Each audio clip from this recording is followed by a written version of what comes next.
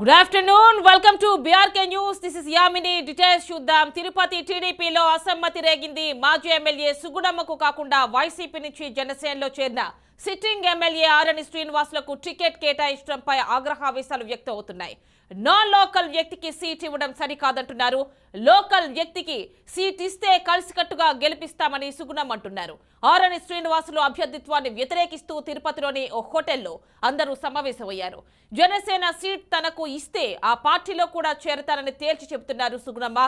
TDP ముఖ్య నేతలతో సుగుణమ్మ సమావేశం ఇప్పుడు చర్చనీయాంశంగా మారింది.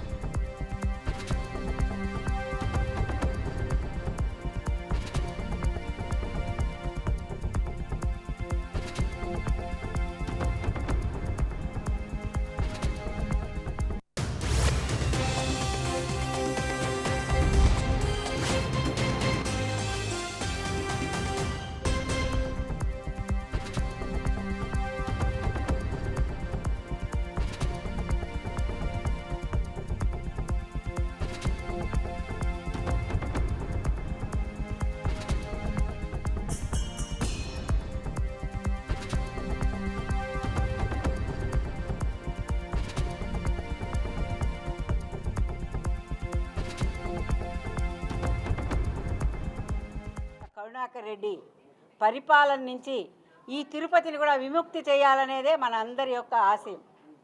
మరి ఇటువంటి పరిస్థితుల్లో తిరుపతికి తెలుగుదేశం పార్టీ సీటు దక్కలేదనేది చాలా బాధాకరం. పోతే మహాకూటంలో భాగంగా జనసేనకు తిరుపతిని కేటాయించడం, దానికి కూడా మరి మనం అందరం కూడా ఈరోజు ఏదైనా కూడా ఏ పరిస్థితులైనా కూడా అందరం కూడా ఒక్కటై కూటమి అభ్యర్థినైనా గెలిపించుకోవాల్సిన బాధ్యత మన మీద ఉంది. జనసేన కేటాయించినటువంటి సీటు కూడా స్థానికులకు